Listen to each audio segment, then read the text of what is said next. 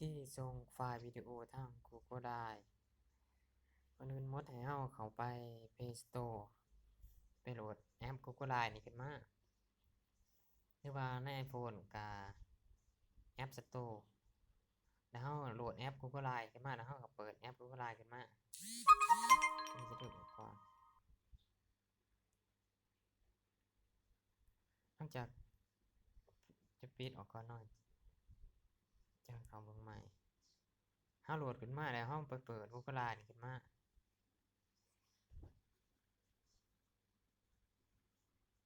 จากนั้นมันมันจะมี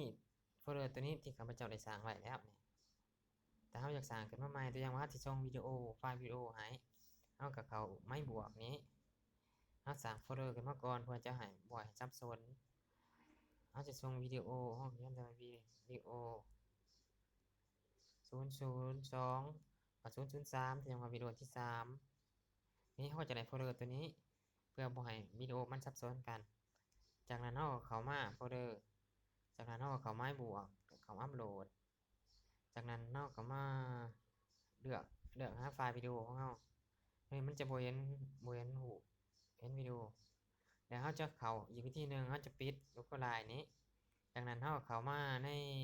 โทรศัพท์ของเรานี้ในวิดีโอตัวอย่างว่าวิดีโอตัวนี้แล้วเราเข้าแชร์เลยแชร์แล้วเราเลือกหาไลน์นี้แล้วเราไปเลือกโฟลเดอร์ที่เราสร้างเมื่อกี้นี้ตัวนี้โฟลเดอร์3จากนั้นเราเลือกแล้วเราเข้าตัวนี้เนาะเราเลือกอีเมลก่อนอีเมลที่เราจะใส่ในไลน์ตัวไรแต่ละเมลมันจะมีไลน์เบิดแต่ละอันเพราะฉะนั้นข้าพเจ้าใส่เมลตัวนี้ในการสร้างเมื่อกี้นี้เราเลือกโฟลเดอร์3นี้วิดีโอ3นี้จากนั้นเราเข้าเลือกแล้วเราบันทึกจากนั้นเรารอท่าวิดีโอมันกำลังอัพขึ้นมันอัพขึ้นไปไว้ในไลน์ Google Drive ตัวนี้ต้องขึ้นกับขนาดของไฟล์วิดีโอของเราถ้าว่าวิดีโอมันมีไฟล์ขนาดใหญ่มันก็ต้องใช้เวลาในการที่เราอัพไว้ใน Google Drive แล้วส่งให้หมู่นี่ความละเอียดของวิดีโอมันจะเท่าเก่ามันจะบ่บีบขนาดความยาวมันก็เท่าเก่าถ้าเราส่งใน WhatsApp มันจะบีบขนาดตัวอย่างว่าเราถ่ายมาระดับ Full HD บัดส่งใน WhatsApp มันจะบ่ได้ความละเอียดมันจะบ่ได้มันจะบีบเข้าแต่ความยาวของวิดีโอมันก็จะบีบเข้าประมาณ1นาทีปลายนี่แหละ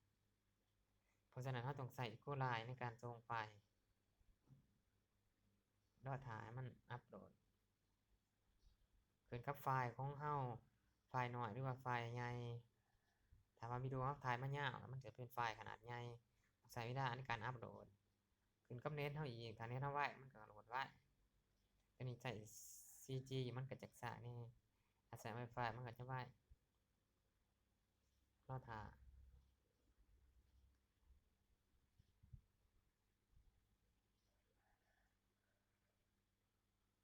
รอท่าแป๊บนึง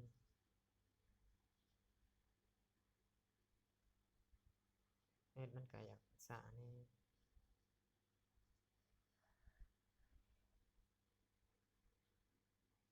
โหลด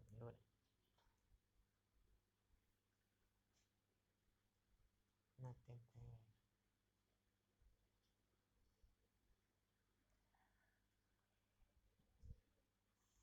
เน็ตมันช้ารอท่าแป๊บถ้าเน็ตเราไวมันก็จะอัปโหลดไว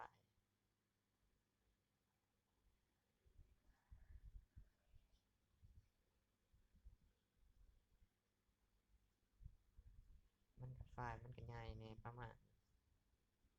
รอไฟล์แล้วก็เมกเพิ่นบอกบาง119เมกไฟล์วิดีโอตัวนี้ความละเอียดแม่น Full HD ความละเอียดที่เราตัดต่อออกมาเป็น Full HD แต่ว่าภาพต้นฉบับที่ส่งมาใน WhatsApp มันบ่แม่น HD มันก็แตกๆแบบนี้เพราะฉะนั้นเราต้องส่งผ่าน Google Drive มันจะเป็นไฟล์ต้นฉบับความละเอียดเทียบเท่ากับต้นฉบับมันก็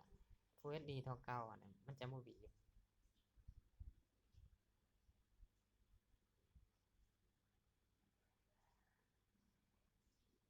ตัวนี้เอาไปเอาไฟล์ขนาดใหญ่มาลอกมันก็ลอกเอาตัวจริงเลยลอกให้เบิ่งเลย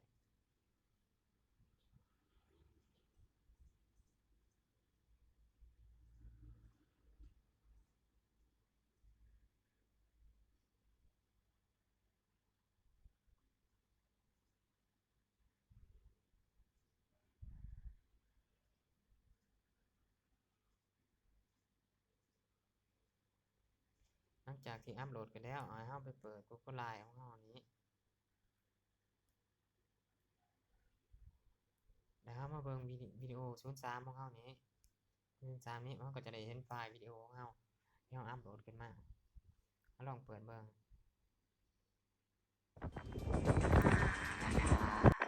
ดังนั้นเวลาเราจะส่งไฟล์ให้หมู่เพื่อนของเราเอามาจำ3ขีดแล้วเขามาจัดการซีดเขาเทิงจากนั้นเรามาเปลี่ยนนี้ทุกคนที่มีลิงก์หมายความว่าทุกคนที่มีลิงก์ที่เราส่งไปนั่นสามารถ